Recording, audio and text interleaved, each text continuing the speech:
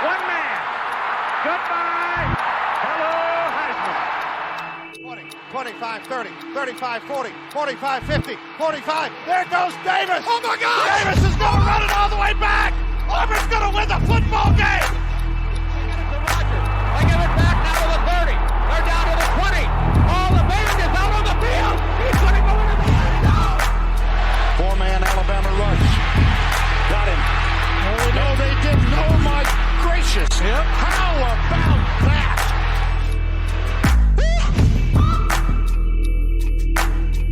Fellas, this is an episode that we've been talking about really since the middle of the season, when some of our predictions were going horribly wrong. Some of them inevitably went right, and we'll talk about those on another podcast. But as the second episode of season 2 of the Three Technique, we had to offer our apologies. We had to come hats in our hands, on our proverbial knees, and just asking for forgiveness from programs, from some players. And I think this will help us get right, help us feel kind of level set, even, if you will, heading into season 2. Welcome everybody, 3 Tech Pod here on Spotify, Apple, on YouTube, wherever you get your podcasts. We're there. We're at the intersection of the X's and O's and the Jimmys and the Joes, along with Trey Reeves, Garrett Turney. I'm Mitch Mason, welcoming you to the college football offseason. We're going to make this as entertaining as we possibly can over the next, 7 months. Trey, you and Garrett both kind of had this idea to do the apology letters, and we've got truly like a letter format. You've also got a drop that you're going to play. I mean, this feels right that we're kind of getting even with the college football universe, does it not? Oh yeah, fellas, we're gonna get apologetic today. Yeah.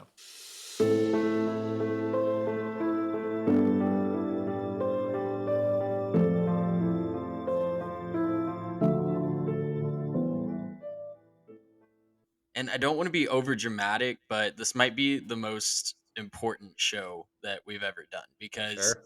we don't want to be those guys that just feel like we're always right. We're not Emmanuel Acho, just going throwing stuff out into the Twitter universe and seeing what sticks and never really reconciling with it. We're here for the freezing cold takes, and this is accountability hour, guys. We need to Sure. really make sure that we're being accountable and we're not just throwing stuff out there. So this is what that is. Yeah, and Trey, that's what makes us different from other podcasts and other sports shows, right? We're willing to own up to our mistakes, right? We're willing to say, you know what, I've made a mistake. I've assessed something incorrectly, and I'm not just going to be a hot take artist who, moves on and goes on and does my own thing. You mentioned Emmanuel Acho and his Chargers thing and social media quarterback. Like immediately, it makes me think of the whole "it's Emmanuel Acho" time. Yes. It's not about us, right? It's not about us being right all the time. It's not about us always doing the right thing and making sure that we get 100% and cover up our tracks. When we make mistakes, we're gonna own it. We're gonna own it on this show, and it hurts. It doesn't feel good, and these mistakes hurt people too. So we're gonna apologize and try to set things right with the college football world. Yeah, please don't send your bad bet slips if you hit an over under because of us in August. Yeah. Like if you ran out and bet on that, listen, that's on you. We're not gonna own up to that. That's your financial Right. decision. Yeah. No financial advice here on the pod now, in the None. past, going forward. Spend your own currency as you will. Guys, yeah, some of the whiffs that we had this year are overwhelming, right? I mean, like, look, we've talked about it. TCU, none of us had them Mhm. making a bowl game. And despite getting blown out in the championship game, they had a chance to be crowned national champions. So, some of those apologies we've really already talked about. We've really already made. Listen, Garrett and I have paid in blood for our Utah playoff projection. This is correct. That went sideways in week 1. So Yep. there's really not a reason to retread some of that. But we wanted to get really specific. We wanted to write individual letters to programs, to players, etc. And just come clean. Heading into year 2, it feels like the right thing. And guys, I feel like as is my responsibility here, I need to lead off with an apology to the Pac-12 conference. Listen, I have to apologize to the entire conference for not believing in you, that you had any backbone outside the program of Utah. I look back at the preseason predictions, had Utah going 12-0. That didn't happen. The next highest record I had was USC and Oregon at 9-3. And that's on me, right? That's on me for not believing to Utah specifically. I slandered your quarterback. I, I didn't believe in a first year head coach. To USC, even though I feel a little bit vindicated by the way that Cotton Bowl ended, I questioned your toughness. I questioned your pride. This isn't my platform to say, hey, look, I was actually kind of right the way you guys gave up that 15-point lead. That's not the time and place right Hey, now. hey, But Mitch, hold on. This is an apology time. This is not, no whatabouts, no, no. that's right. Yeah. That's right. That's right. And I apologize for not believing that you could slog your way through the Pac-12 conference schedule. I apologize for saying that defense didn't have any clutch gene in them. It did a little bit. And you had a chance to win a Pac-12 title in year one. So, to the big programs of the Pac-12, my apologies. I also apologize to Oregon State. I had them going 5-7 this year. I was not cranking that chainsaw with them during the preseason, and Jonathan Smith made me a believer during the year. So, to the Pac-12 overall, I apologize. I have to commend you guys. I think you've risen above the ACC as far as a conference from a competition standpoint, and gentlemen, dare I say it, I believe I've gone from Pac-12 hater to maybe Pac-12 optimist with the way that Washington played. Colorado, who knows what's going to happen with Coach Prime, but there's a lot of exciting things happening out there, things that I did not give you credit for last season, and certainly will make that good going into this season. Mitch, that was really big of you. Good job. Yeah, I appreciate it, guys. Yeah. Yeah. And as we move into 2023, I think I mentioned this on the last show. I think we could see the Pac 12 renaissance next season with the Sure. number of teams that are going to Yeah. be great adjacent. I'll say it in that way. They might not be elite. They might not be, full on playoff contenders, but they're going to be great or right there adjacent to great. So Washington, Yeah. Oregon, USC, UCLA, Utah. Mm-hmm. What other conference can say they have 5 teams that have a legit shot outside of the SEC? I don't know that there's another conference that can say there's 5 teams Sure. that feel pretty good about being top 20 to top 15 caliber teams next year. Yeah, and it's going to be a lot of fun to watch too. I think it's going to be, not just, oh, well, you're up late, so here's something to watch, but something to stay up for. Something to actually say, you know what, we need to push it back, put the pot of coffee on, because we need to make sure we catch Washington heading to Oregon State or something like that. That's going to be a good game next year, and not one that I think most of us this year thought was going to be anything to talk about. So yeah, cool for the Yeah. Pac-12. The Insomniac specials are going to be Oh yeah, Right. lots of people joining in on that experience next year. I'm gonna roll right into my first apology here, and Mitch, you are a part of this one, my friend. So I'm gonna look at you as I apologize to Florida State, Mike Norvell, and you, my friend, because listen, going into this preseason, Florida State was down bad, and again, I said now what about isms? I picked them to go 5-7 and fired Mike Norvell this summer. I did not think that they were gonna have a good positive experience in the ACC this year. I thought, with the rise of Miami, with the rise of a couple other teams, that they might struggle to make a bowl game again. And I thought that that would lead to Mike Norvell getting fired. And boy, was I wrong. I even picked them to lose to Boston College this Yes, you summer. did. But I apologize to the Knowles wholeheartedly, guys. Not only did they make a bowl, they won 10 games for the first time since 2016. They weathered a tough 3-game losing streak right in the middle of the season. Again, I doubled down on that. I thought that their season was going to be toast when they were sitting there at 4-3. Thought they'd still probably make a bowl, but it wouldn't be anything to write home about. And they might still have to make a tough decision about Mike Norvell. But man, fast forward after that 4-3 start, they finish 6 straight wins, cap it off by beating Oklahoma in the Cheez-It Bowl. They looked, dare I say, really, really good Sure. during that. They didn't play a lot of close games down the stretch. Now, it wasn't the best competition, but they blew those teams out. They beat a LSU team at the beginning of the season that ended up in Atlanta for the SEC championship.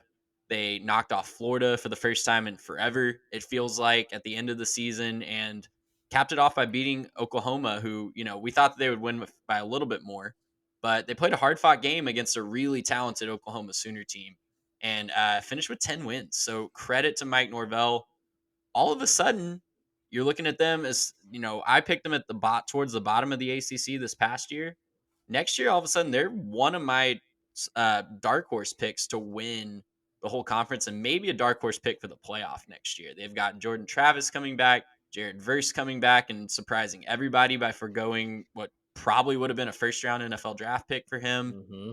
And it's going to be an exciting, exciting team in Tallahassee in 2023. Well, you know what? Accept that apology wholeheartedly. Warm handshake through the screen here. I actually, you know what, appreciate you kind of being the Jim Cramer for our inverse Knowles fund. I mean, listen, Knowles coin is going to the moon, baby, and we bought in on the bottom floor. I've been saying that Mike Norvell was going to be a hit there for 3 years, and just patiently bought my time. You know, the economy dips, we buy a little bit more, right? And now we're just riding it to the moon. And I'll tell you what, boys, I haven't sold a single share yet. So, welcome to the bandwagon. I at the beginning, I was saying, you know what, the bandwagon has some seats right now, and I welcome you guys eventually whenever you want to make that decision. But that bandwagon's filling up, and Trey, it's really cool to see you jump on board with me. Oh yeah, I'm excited to jump on board for 2023, man. Listen, they could still crash and burn. Who knows? They It might. could. Who knows what's going to happen in the ACC? Anytime we try Nothing's to pick forever. somebody outside of Clemson, it seems like that just doesn't materialize. But Mhm. if there's ever going to be one to put a little bit more confidence in, it seems like Florida State next year. Yeah, well, and Mitch, it's really brave of you to keep hanging on to that Knowles coin. But I do think it was a little bit more brave for Trey to offer that. I mean, just incredible apology there, and So brave. it's So very brave. brave. I'm inspired. I hope to be as brave with my first apology. And I'm going to start with apologizing to Illinois. Look, I know that I was not alone in thinking that the Illini were going to have, kind of a disappointing season. I didn't think that they were going to be remarkably competitive. So much so that, if I'm going to be honest, I didn't really think about them too much in my preseason analysis. Mhm. I kind of just said, well, Wisconsin, Iowa, is Nebraska going to be interesting? Maybe, I don't know. Illinois, nah, don't worry about them. Cellar dweller, don't think about it. And I've had some time to think about it, and that was wrong. I should have thought about them. I should have been a little bit more considerate. To me, I just thought you got a good running back, cool, but you play in the Big Ten, right? That's not going to fly. You have a good running back. These are some tough defenses up there. Wow, was I wrong about the impact just one running back can have on a team? Chase Brown amassed over 1,800 scrimmage yards and 13 total touchdowns this year on over 350 touches. Not only that, but Brett Bielema's crew was the best scoring defense in the nation. 12.8 points per game against them, came in at number 1 for the year. They didn't lose a game by double digits all year. Their worst loss was by 9 points in their bowl game. And that was on that weird sort of return from Mississippi State where they, ended up kind of punctuating that. They could have gone down and it would have been a 2-point loss, or a 3-point loss, rather. But they even held a game against Michigan to 2 points. Fact of the matter is, look, things are churning up there in Illinois. And if they can get some pieces in place for next year's offense, maybe find a way to be great on offense. Not even great, but just a little bit more competitive. I'm really excited to see where this team can go. So truly, to the Illinois fans, for the blatant disrespect I showed you in your program, I apologize. That is my fault, and I will not be overlooking you next year. I think, Trey, I'll kick this to you. I co-signed that apology. It's not like we were high on them either. I was the highest of the show. I had them at 3-9. So I had them at yeah, 2-10. absolutely. Yeah, I think I picked them for 2 wins as well. I had them Raised at my hand there. 2-10, and I had them fighting against Northwestern on the last week of the season between those two teams to see who could get their first Big Ten win of the year. Yeah. So, yeah, I'll co-sign that as well. We should all be apologizing. We'll just add it up to the list: TCU, Kansas, Sure. and Illinois. I guess that's our top 3. Yeah. Everybody needs to join in on the apology.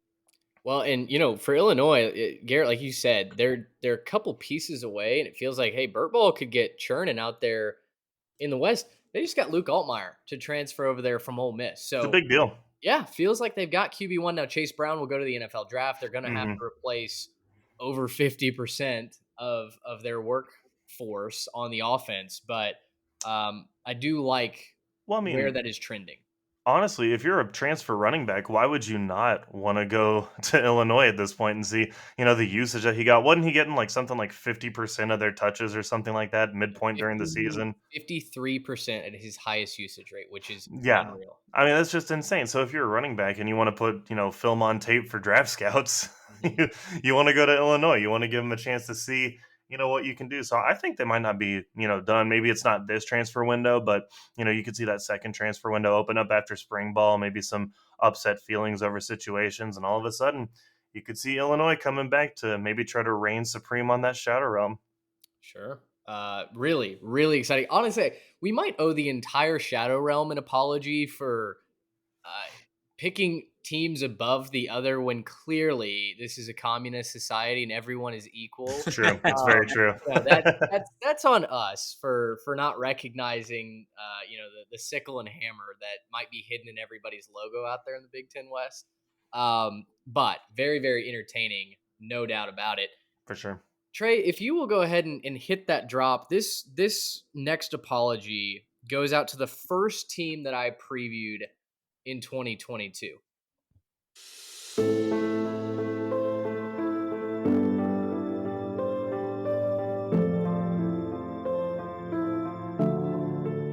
Yeah, guys, I just have to get really, really somber when I think about the injustice um, that I committed against the Syracuse Orange. I previewed them off the top of our preview show when we started with the ACC, and I told you that the Orange had no chance this season. I told you that Dino Bavers, very similarly to Trey, would be looking for work elsewhere coming into this 2023 season. I never anticipated asking the question, is Syracuse good? And yet we asked that, I think, starting in week 3. They bludgeoned Louisville to start off the season, kind of got everybody's attention. And then, guys, they traipsed out to a 6-0 run that was just magical before they ran into Clemson. And then I don't know if you'd call it the buzzsaw of a conference schedule, but they lost their next 5 games plus the bowl game. So they do finish 7-6. But guys, anytime you're +5 in the win category from where I had them preseason, I mean, hearty round of applause to Dino Babers. Tell you what, he got that defense to stand on their head. They were doing some special things in the Carrier Dome that will be what it's called forever and always, if you ask me. Now, I will say, maybe it's a good thing Robert Anai is leaving for NC State. He'll be the offensive coordinator in conference. It felt like when the wheels fell off, you stopped going to Sean Tucker, and we stopped using your best player in the passing game and the running game. Against Clemson, he had like 5 touches, which was just inexcusable. But overall, I mean, truly hand over heart, hat in my hand here, apologizing to the Syracuse Orange, one of the most entertaining teams of the first half, 3 quarters of the season. You made it to the postseason, and guys, there's some positive outlooks going into 2023 in conference. So to the Orange, to their wild and wacky fans up there in the greater upstate New York area, my sincerest apologies, guys. And even those losses that they had down the stretch, so many of them were right there for the taking. And you could have been looking at maybe I think they finished with what, 7 wins, 8 wins, Yeah, counting the seven bowl. six. Mm-hmm. Yeah, you could have easily had 8 or 9 wins at the end of the season for Syracuse, including beating Clemson in Death Valley. Yeah. So yeah, I mean, I think I was right there with you. This is another one, just like Illinois, that I was not expecting big things from Syracuse this year. Looked at the home road splits; they had a tough for them non-conference schedule. Credit to them, Dino Babers really pulled one out of his hat this year. Mm-hmm. Yeah, and I mean between Illinois and Syracuse, and you can even think about teams like Clemson. We didn't do so good on teams wearing orange. We No. we kind of struggled with a couple of those teams, and I don't think that we maybe assessed those teams the best that we could. Yeah, I've got another orange team later, but I'm gonna go to one of Garrett's darlings next. I apologize to one of Mitch's darlings, Garrett. Now I turn my attention to you, my friend. I need to apologize to Mike Elko and the Duke Blue Devils. And look, I should have seen this coming because I love Mike Elko as a coach. Probably one of my top 5 favorite coaches in college football, just from a scheme standpoint and what he does and what he adds to a program. man, was I not expecting them to be very good in 2022 in his first year. I'm just going to read you guys what I wrote preseason for Duke. And this is from our floor ceiling segment. They had an over under of 3.5 wins, if you recall. And this is what yours truly wrote about the Duke Blue Devils. Not the toughest out of conference schedule in the world, but with so many questions, it's hard to feel 100% confident in any game other than North Carolina A&T. That non-conference schedule was Northwestern, Temple, NCA&T, and Kansas. And I was saying I didn't feel confident about any of those outside of A&T. Continuing on, I said the true floor is 1-11, with A&T being their only win. They could also go 4-0 in non-conference if the QB is ready to go. And stealing one ACC game is probably the ceiling at 5-7. I think they'll look much improved. Way to shut me up, guys. That was just a complete whiff of a take. They ended up going 3-1 in non-conference. They started 4-3, and they had a couple of head-scratching losses. I'll say they definitely could have beaten Kansas. Definitely could have beaten Georgia Tech. I think that one went to overtime. Had a couple missed field goals, but they end the season 5-1, go 9-4, win a bowl game against UCF, and arguably, I would say probably a top 5 year in program history in year one for Mike Elko, because 9-win seasons do not come around very often, at least historically in Raleigh Durham. I think as we look to the future, you're going to be expecting those 9-win seasons a lot more often. Riley Leonard looks awesome. Mike Elko's defense way ahead of schedule, and his scheme is just tearing through the ACC. Their defense looked awesome, even though they were out athleted a lot this year. Guys, the future's bright in Raleigh Durham, and Garrett, credit to you for seeing that and for, at least providing some optimism on this show for Duke in the preseason, because it certainly wasn't coming from me. Well, I mean, hey, look, I thought Mike Elko was a fantastic coach when he went out there. I thought that he was going to be able to kind of steal some games schematically defensively. I thought he'd just be able to kind of find a way to suppress some scoring and, maybe steal a game from some more talented teams. But yeah, they absolutely exceeded even my expectations. I think I picked him to go maybe 6-6 for the season, which I think was extremely optimistic. Even that would have been a huge year one. Right. Yeah. And I think that was probably better than most people picked him to go. And, for them to win, 9 and, it wasn't even just what happened on defense. I mean, Riley Leonard looked fantastic, especially towards the end of the season and, what he was able to bring there. I think that, Duke could be on the way up and they might, be a little bit of a dark horse in the ACC if they can keep it up with the transfers. Just because, I mean, nobody really wowed us this year in the ACC. I know we've talked about Florida State maybe being a little bit more competitive, but, why not Duke? Why not, get a couple transfers in there, get a little bit more talent on defense, maybe get a couple guys to come in and play offense with Riley Leonard. I think that the future could be pretty bright, and not even just the distant future. I think even 23 and 24 could be really good years for the Blue Devils. Well, love it. Absolutely love it. I know we're really excited to watch Duke going forward into next season. I think that their ceiling is going to be something that we debate, wonder about in this offseason. They got a great recruiting class coming in as well, so they're going to have some talented freshmen. Garrett, I got to think that kind of makes you feel really good, really warm and fuzzy inside. I hate to crash the party, though. You are up for your next apology. Yeah, and for this one, this is probably the biggest egg on my face apology that I have. So I'm just going to get this one out of the way. This apology goes out to Caleb Williams. So if you've been listening to the show, if you've been around for a little bit, you will recall in one of our offseason episodes, we were talking about quarterbacks and players that we thought had chances to be good, bad, and the rest. And I said that, there's this phenomenon that happens where, some quarterbacks come in after having a good season or being, highly heralded in the offseason, and they just don't show up. They don't have what it takes mentally. They don't have it, all together up here. It could be a transfer situation. And I said that I thought that Caleb Williams was a prime candidate for that. And I said that he was probably the guy that I would pick to do that this year more than most. I mentioned Spencer Rattler, right, as the guy who had done that the previous year. And thought, okay, so they're both OU guys transferring to different locations. And I thought that was the case. I could have said DJU. I could have said Devin Leary. I could have said Anthony Richardson. I could have said Will Levis. I could have said any number of guys who are highly heralded coming into the season. And instead, I chose a quarterback who completed 67% of his passes for a cool 4,500 yards passing and a measly 52 total touchdowns.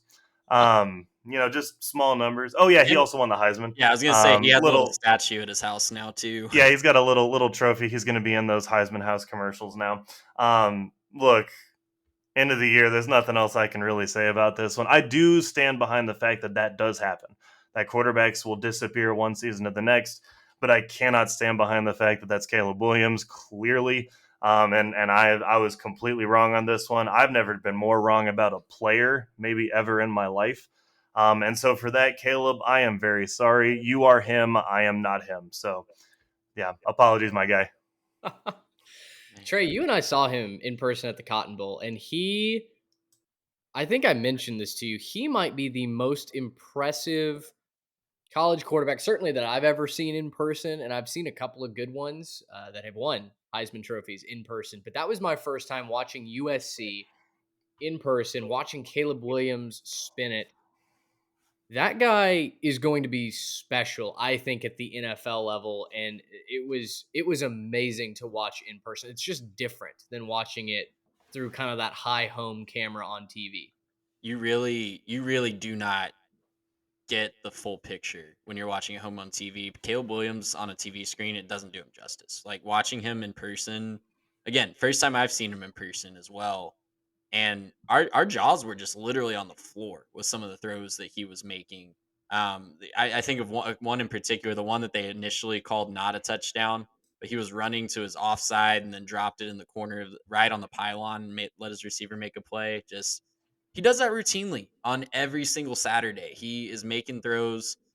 Might make a footwork specialist just really cringe watching how he throws off body, but he has the arm strength to make it work, and he has the arm strength to drop it on a dime, even when he's rolling away from the play. So, yeah, just incredible. Can't say enough good things about him. He's locked and loaded at the number 1 pick in 2024. Well, and to your point, I mean, if he ever gets the footwork right, I mean, think about how special he could be if he fine tunes. So, I mean, he won the Heisman in a year where, that's he doesn't even need to. Yeah, but I'm saying Yeah. if he could find a way to kind of refine some of those skills, we could be talking about one of the better ones we've seen in college, and then going into the pros, he could be, kind of a plug into whatever NFL system he gets into, and immediately make them competitive. I mean, he's very, very talented. I never doubted the talent.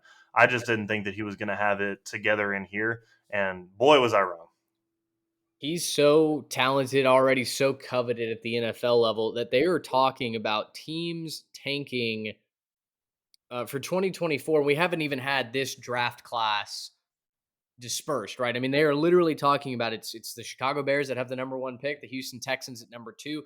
They are talking about both of those teams potentially taking someone other than a quarterback, tanking again, and then going and getting Caleb Williams to be QB1. I mean, that's an immense level of respect.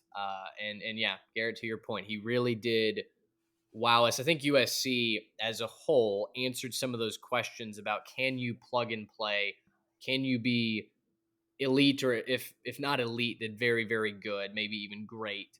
And just came a little bit shy of a Pac-12 championship game. Obviously, came just shy of a Cotton Bowl championship as well. But I think USC answered a lot of questions. I think they're headed in the right direction, and so too is this program. My final apology, guys.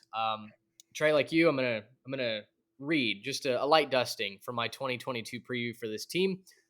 Quote, maybe I'm being harsh on Tulane after their worst campaign in years in 2021. Michael Pratt is back at QB, but they need proven skill position players and are entirely rebuilding the offensive line. Combine a lot of incoming transfers with a tough schedule where you catch UCF, Cincy, and Houston, plus Kansas State and Southern Miss in non-conference. We'll see you in 2023, end quote. We absolutely will see the Tulane Green Wave in 2023 because, fellas, they roared through that schedule. They win the American Conference. They earn a bid to the Cotton Bowl. And then, gosh darn it, they went and won it over USC. Not only did Tulane have the biggest rebuild from one season to the next in college football history, that was the first time that a 2-10 team had flipped their schedule around, flipped their season record around, and won a New Year's Six bowl game in this crazy sports history. They also retain Willie Fritz, the head coach, who was going to Georgia Tech. I don't know that we really talked about that on this podcast, but that was all but a done deal. He was ready to leave for Atlanta, but he wanted to coach the Cotton Bowl. And Georgia Tech would not allow him to finish the season with Tulane. And so he said, guys, I'm sorry, I'm going to have to pass. There's no way I'm skipping this Cotton Bowl, not finishing this season with this team. And listen, Brent Key, I think, has a bright future at Georgia Tech. I know we're all kind of hopeful that Georgia Tech turns things around, but what a win for Willie Fritz, who gets an extension with Tulane. Georgia Tech, kind of looks like a misstep. Not just, hey, if he was your guy, if he was your number one guy, just let him coach the Cotton Bowl. They go and win that. They're headed into 2023 with a different look. They're going to lose Tyjae Spears, who's going to the NFL. But I apologize, guys. I mean, to Green Wave Nation, I did not expect Fritz, Spears, 8 other all-conference players who just had that best season in program history to wind up celebrating on the field in Dallas. It was truly incredible. And Trey, you and I noticed the Cotton Bowl staff did not expect Tulane to be No, they celebrating did either. not. They were covering up USC logos on all the celebration memorabilia on the backdrop for the broadcast, for the trophy presentation. So I think just collectively, as a football universe, we owe Tulane a heartfelt apology. And question for you guys. This is kind of off the cuff here, but if you're Willie Fritz in the new dynamic of college football with the new American and just what the auto bids are going to be like in this 12-team playoff, would you rather be at Tulane or Georgia Tech? I'd rather be at Tulane. That's a tough question for me. Mm-hmm. I think that's an easy one. I think I'd rather be at Tulane because then you're not directly competing against Georgia in state. I mean, that's a massive dynamic to it, is the fact that you want to get any players in your own state. If you're at Georgia Tech, you have to compete against the Georgia Bulldogs, who don't look like they're stopping anytime soon. And for Tulane, I mean, you have a pretty clear shot. I mean, like you were saying, New American, you're going to get some of these other teams that are seemingly roadblocks out of the way. I don't know. I think I'd probably rather be at Tulane, say make a commitment to the program. Let's invest some money. Let's get some, nicer facilities, like do whatever we got to do to make this thing nice, and then just hit the transfer portal, right? Let's get some guys coming out of some bigger programs that want to come play for a conference. I mean, they beat Kansas State during the year. So, I mean, does this prove that the American's a better conference than the Big 12? I don't know. I'm not sure. Oh, I don't know about that. I don't know. I'm just saying that the Big 12's champion wasn't good enough to beat the Americans' champion. That's all we can say at this point in time. So, no, I don't know. But honestly, like I think you'd rather be at Tulane at this point to say, that you have maybe a more direct shot given conference champions and whatever else, and auto bids and things like that with the new playoff. It could definitely be an easier path to the playoff, or at least being in contention to secure that auto bid. I'll tell you what, if they continue to create a culture around the football program and those fans keep showing up like they did, I mean, it felt like Bourbon Street traveled, and those Tulane fans were loud in that stadium to the point where even when USC was winning, you saw the Tulane Green Wave fans getting way more hype, way louder than USC. Now, maybe some libations were flowing a little bit earlier for the NOLA crowd. I don't know. It was an early morning for us getting over there, but I do really like the direction that Tulane is headed. I think you're right, Garrett. I think it's a much straighter shot to a playoff berth. Now, Georgia Tech, we'll see. I would love to see them be competitive in the ACC. Having Georgia as your season finale, though, every single year, it's a tough one. That's tough. That's, for the next 2 decades could be just an auto L. But anyway, not to get off topic, Tulane, congratulations on the season. I'm sorry for doubting you guys and just writing off 2022. It was a magical season. Yeah, and look, we might all three really need to apologize to Tulane because I don't think any of us had them doing it as well as they did. I think most of us probably thought that they weren't going to make a bowl either. Speaking of orange teams, though, Garrett, you mentioned that we were struggling to predict orange teams this year, and I'm going to continue that narrative. I'm going to complete the trifecta of apologizing to an orange team. I need to apologize to the Tennessee Volunteers. And you know what? I'm even going to do the drop one more time.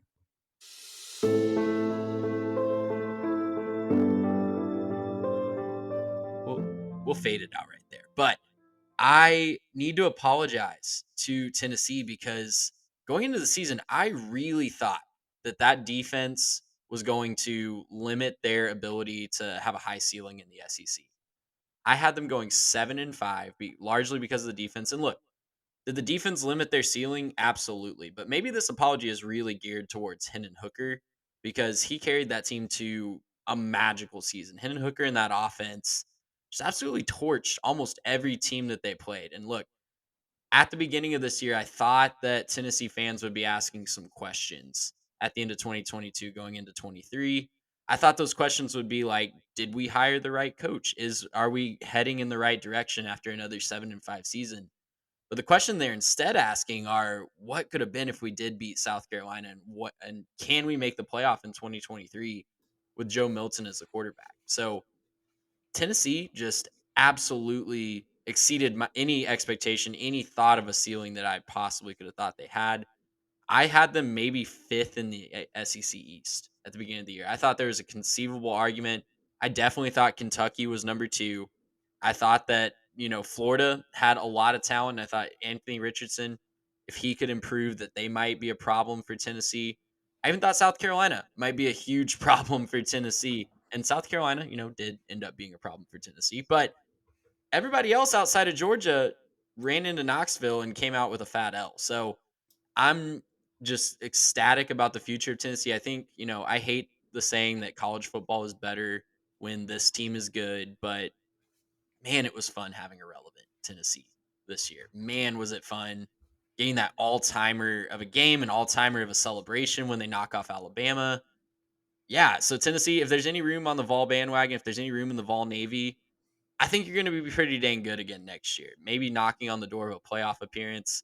It's going to be tough having a roadblock of Georgia in your division every single year, but as the SEC moves to 16 teams, as we kind of re-navigate the schedule, I think there's a lot of pieces in place for Tennessee to be extremely relevant for the time being. Yeah, and it only takes 1 week, right? It only takes 1 week of them being good to knock off at Georgia, right? Georgia's not invincible by any means. They're certainly one of the best programs in college football, but they're not invincible. You get a good enough offense that can really score some points. I mean, they already showed you what you could do. I mean, they beat a very, very good Alabama team at home. What might have happened if they played Georgia at home? I mean, I don't know for sure. Georgia obviously looked way better than them in Georgia, but it could have been different if they played them in Tennessee. So, I think you're probably right. The future is very bright for Tennessee, and like you were saying with the reconfiguring the divisions and if it's pods or if it's just auto bids or whatever it looks like in the SEC. I certainly think they're going to be in one of the best positions of any of the teams to continually have success and end up making it into the playoffs at some point. Maybe not 23, but at some point in the next couple of years, it's hard to imagine they don't make it. In a very related note, I think we also might have to staple on an apology to Kentucky fans for giving you false hope because holy cow. Yeah. Well, the list of false hope is very long. I didn't even touch that apology. We all had them going 10-2, and my heavens. I mean, I don't know what level of offense we really expected from Kentucky, but better than what we got. I'll tell you that right now. Yeah, whatever you call that result on the field for 12 weeks out of this year was, my goodness. So yeah, maybe I don't know if you guys want to co-sign that. I feel like I have to apologize to Bluegrass Nation for getting that so incredibly wrong. See, I'll agree with you on that, but typically teams that are quarterbacked by projected first round quarterbacks and have good defensive units, typically those teams do well. So I'm willing to apologize to Kentucky, but I think that the main apology should be made. Sorry that Will Levis was your quarterback, but Has anyone accused Mel Kiper Jr. of actually knowing what he's talking about, or is that just something we all? I've never accused him of such a thing. Yeah. So my last apology, and the one that'll wrap us up today, this is going out to a group of fans, but specifically one fan of the show. Joe, I'm talking to you. I have to apologize to all of the Ohio State fans that are out there. Now, yes, I know that I picked them to win it all in the preseason. I truly thought going into this year the Buckeyes were the best team, that they were going to just run their way through everybody. New defensive coordinator was going to fix those problems, and it wasn't going to be a problem for them. I thought they were going to coast, and they almost did too. Um, but after they started the season with some concerning defensive efforts, they had some inferior competition where they gave up some points, and CJ Stroud was looking a little bit bad when he got pressured. I sat there and I started to think that they were on a crash course to getting exposed, not a championship. I thought, wow, here it comes. They're going to get exposed. They're going to look bad. They're going to drop a game to a team that they don't deserve to. Now, I still maintain that they should have played better against Northwestern. I don't care that the weather was crazy. It's just Northwestern was worse. Okay, Northwestern was worse than the weather was. They should have beaten them by more. But especially after losing to Michigan, I thought I was vindicated on that one. I thought, okay, great. This is what I was, saying, that they're this kind of team, and if you pressure CJ Stroud, he's no good, and all that stuff. And they came 1 point short of knocking off Georgia and probably beating TCU. I think if they had played that game, they probably would have beaten them in the national championship game, and they would have held the trophy like I predicted in the preseason. So I still think that Ohio State's going to have to earn their praise every year. I'm not a big fan of just saying, well, because you've been good, I'm going to give you your praise. I still think they have to earn it. I still think that you have to hold them to a higher standard than other teams. But to Joe and to everyone else who noticed that I was disrespecting the Buckeyes, I apologize to you. I apologize. I expect Ohio State to find a way to almost win it all next season too. Oh, Garrett, wow. that's very big of you as a Michigan super fan. You being, Well, we know me. you I you're am a you're Michigan such a- super fan. you carry so much water for Michigan. That's huge of you. I do. I do. Gentlemen, CJ Stroud has not declared for the NFL draft yet. No. No, And And that was a people are big talking. People are factor whenever I was talking about teams. We were doing our rankings for the last episode. I said, I don't really know who Ohio State's quarterback is going to be next year. If Right. it's CJ Stroud, then I don't know what happened in that month break that they took from losing to Michigan to playing Georgia, but something changed with Yeah. his, whatever he was doing, if it was coaching, if it was understanding their scheme, whatever it was, something changed because Georgia threw everything at him. He had no problem moving out of the pocket, delivering accurate balls downfield. There's a lot of people who think that if Marvin Harrison had finished that game, that they would have ended up winning. Mhm. I think you might have a good point. But regardless, I think that that's a very good team. And if they are quarterbacked by Stroud, I mean, do they become your favorite next year if they got Stroud at quarterback? Well, people are talking, and there's a lot of rumblings that the NIL collectives in Columbus are working overtime, and Yep. it'd be just absolutely fascinating to see someone turn down guaranteed top 5 NFL draft pick. I think that's such a sign that we are in a whole new paradigm of college football. If people are willing to turn down a top 5 NFL draft pick, and all the salary that comes with that. I don't know. I don't know if they're the proverbial favorite if CJ Stroud comes back, but they're definitely at worst number 2 in my mind. I think the only team you could make an argument above them is Georgia, maybe Michigan. I know Michigan's beaten them the last 2 years, but I think that you still, at least on paper, feel like Ohio State should have a good chance against Michigan if CJ Stroud comes back. Do you think they could get Stroud 13 million though? Like, do you think, because that's apparently the going rate for good quarterbacks? So, like, do you think they could find 13 million for CJ Stroud? Or I can't believe, yeah. If you're wondering what that's in reference to, the Jaden Rashada drama, head over to our Twitter. We've been tweeting out all the news that's come out with that. I I don't know. There's still a couple of questions for me about what Georgia's going to look like going into next year, and yeah, quarterback is one of them. What do you get out of Carson Beck? I think it is mind blowing that CJ Stroud is even pondering this, and in the money that is being moved behind the scenes to keep CJ from just as soon as he got out of the Sugar Bowl or the Peach Bowl, I'm sorry, from declaring for the draft must just be insane. Because you're right, he's probably going to go number 2 or number 3 if he does declare and get all kinds of money from being that first round draft pick, a top 5 draft pick. It's north of $30 million. Number 2 at the lowest, I would think. Unless Yeah. unless the Texans and Bears really are tanking for Caleb Williams. Williams, like Mhm. gotta Is think that he doesn't get past the Texans. His absolute lowest would have to be 4 if the top 2 teams don't take quarterbacks. Right. Yeah. And then maybe team number 3 just falls in love with Bryce and that's it, right? Like, I just can't imagine a way that he slips outside the top 5. And I don't know. I'm not an expert on draft stuff, but I don't know what those signing bonuses are for those top couple slots. But if there's like Large. well, maybe you can get more money if you're next year and you're in the 2nd slot instead of this year in the 4th slot. Like, I don't know what the difference is in that cash that makes that a smart financial decision for him, but they have to have a serious NIL collective effort to get him to drop a signing bonus from, because I'm thinking, I mean, what even is the difference between 1 and 5? Because that's the number difference that you would be giving up if you were gonna, at the worst, he'd be number 5. So what's the difference even there that you'd have to find as an NIL collective? Not a lot. I just pulled it up. The total evaluation for the number 1 pick currently held by the Chicago Bears is $41 million. It is a $27 million signing bonus. Yeah. So we are talking astronomical figures when it comes to, I mean, just money in general. But for a collective having to raise anywhere close to that for 1 year, for 1 season, it's mind blowing. But again, like Trey said, as we record this on January 15th, he hadn't declared for the draft. So it will be interesting to see. There is a little bit of a trend starting to emerge of players coming back for another year. Jared Verse is the most famous. He's probably was going to be a top 20 pick at Florida State.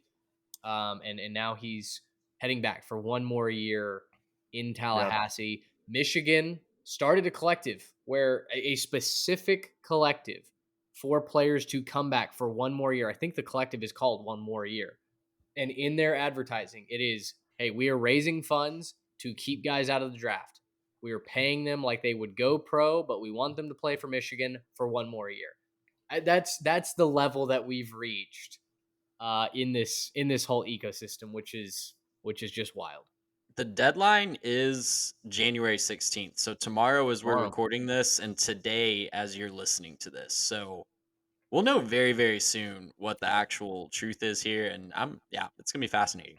Wow. Well, gentlemen, I think my soul feels lighter. I think our proverbial shoulders as a pod just feel a little bit more free, a little loose now after those apologies. So good to get that off my chest. I just feel like a better person. Yeah. That's right. Now, which patron saints of college football do we have to pray to finish this process of, confession and whatever else? that I don't know. If you have a suggestion, please send it Probably in. DM Rudy, right? I think Rudy. Yeah, or like Tim Tebow or something. He was offsides.